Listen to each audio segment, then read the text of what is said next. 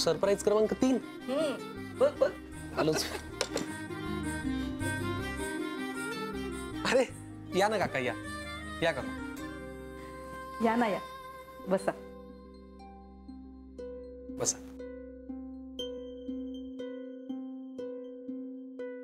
आज अगदी सरप्राईजेसचा दिवस आहे.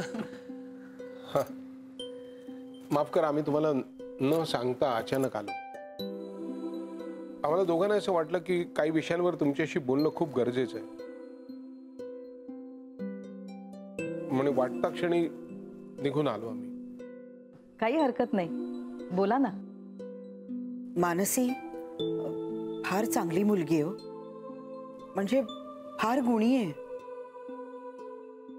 हा, म्हणजे खरं तर तिची बहीण आमची सून, पण मानसी सुद्धा अगदी आमच्या घरातलीच एक बनून गेली.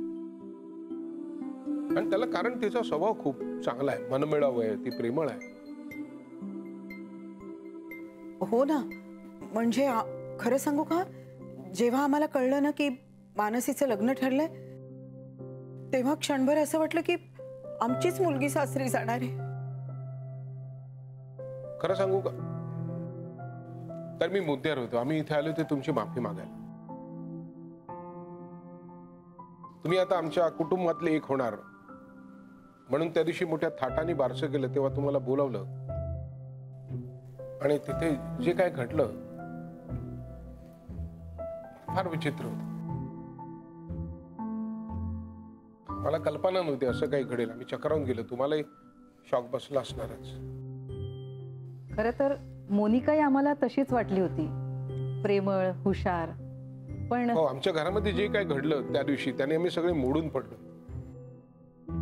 एकमेकांना आधार देत, एकमेकांचे हात धरून आम्ही त्यातून परत उठून उभे राहू, सावरू. पण या सगळ्यात मानसीवरती काही अन्याय होऊ नये एवढंच आमचं म्हणणं. हो नाही काका, तिच्यावर का अन्याय होईल? काय की विक्रांतच्या लग्नामुळे दळवी आणि देशपांडे कुटुंब एकत्र आलं. आता पुढे त्याचं काय होईल माहित नाही, पण या सगळ्याचा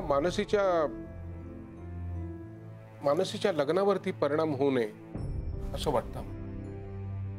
हो, काय आहे की आम्हाला मनातून भीती वाटली हो की तुमचा काही गैरसमज झाला नसेल ना. म्हणजे मुलाकडच्यांच्या मनात काही शंका येऊ शकतात ना.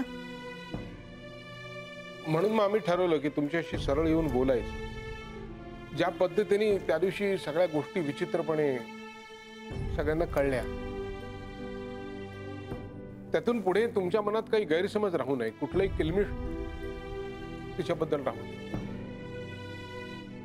म्हणजे आम्ही दोघे मानसीची खात्री देतो, तिच्यासारखी मुलगी शोधून नाही सापडली. काका अहो, मला माहिती आहे. तुम्ही इथे येऊन बोललात, बरं वाटलं. तसंही तुझ्याकडनं फार अपेक्षा नव्हतीच मला. ताई, तू इथे काय झालं? बरी आहेस ना? हो, एकदम बरी आहे मी, ठणठणीत. आणि जरी मला काही झालं ना तर मी या हॉस्पिटलमध्ये नक्कीच येणार नाही. दुसऱ्या कुठल्याही हॉस्पिटलमध्ये जाईन, पण इकडे येणार नाही. वा, उत्तम. इतके चांगले उपचार मिळूनही कुरापती काढणारे, नावं ठेवणारे असे बरेच जण असतात. अर्थात तुझ्याकडून काही वेगळी अपेक्षा नव्हतीच मला. या हॉस्पिटलने मृत्यूच्या दाढेतनं बाहेर काढलंय तुला. भान येईपर्यंत तुझी शुश्रूषा केलेली आहे हे विसरलीस तू? आत्या, मला हे सगळं लक्षात ठेवायचंच नाहीये. तुम्ही या सगळ्या गोष्टींची आठवण करून देताय मला. सगळ्यांच्या समोर माझे वाभाडे निघालेच. अर्थात तेच हवं होतं ना तुम्हाला. मग इथे का आलीस तू? हे सगळं उकरून काढायला का? मी इकडे माझ्या नवऱ्याशी बोलायला आली आत्या, तुम्ही मध्ये आलात. आमच्यामध्ये लग्नापासून तुम्ही आमच्या मध्येच येताय ना. मोनिका, या विक्रांतसाठी मी गेले अनेक महिने गप्प राहिले होते आणि निव्वळ आज याच्याच मुळे तू इथे उभी आहेस. अगदी बरोबर बोललात तुम्ही आत्या. आज मी जी डिवोर्सच्या उंबरठ्यावर उभी आहे ना, पदरात एक बाळ घेऊन, ती फक्त तुमच्या या लाडक्या विक्रांतमुळेच. बरोबर. सकाळी तुला तिच्याबद्दल खूपच प्रेम आहे. मला प्रेम असो व नसो, कायद्याच्या समोर मी एक सिंगल मदरच आहे. बरोबर ना? जी बाई शुद्धीत आल्या आल्या बाळाला दूर घेऊन जा म्हणून सांगते, त्या बाळाला कधी हातही लावत नाही, ती बाई आई असूच शकत नाही. प्रत्येक आई वेगळी असते आत्या. आणि मला नाही मिळाला फार काळ माझ्या आई बरोबर, त्याच्यामुळे मला नाही माहिती आई कशी असते ते. ताई प्लीज, हे सगळं इथे आता का बोलतीयस तू?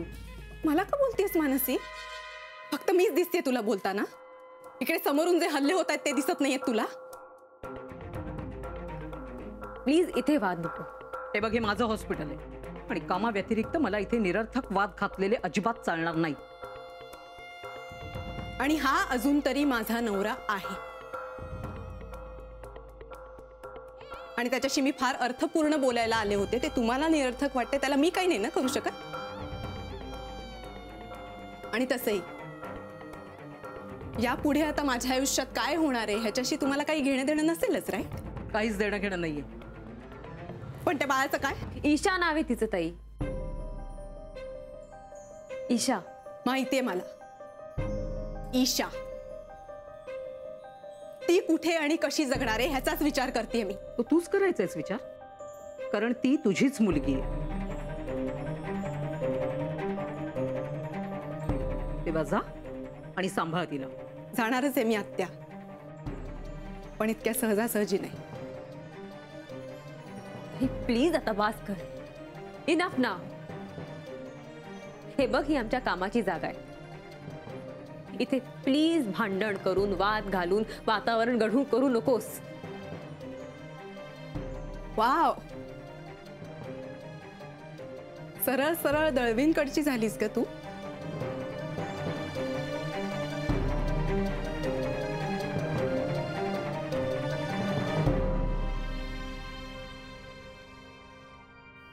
सॉरी आत्या. आत्या सॉरी. It's all right. निदान आता तरी या सगळ्याचा सोक्षमोक्ष लागेल असं बघायला हवं.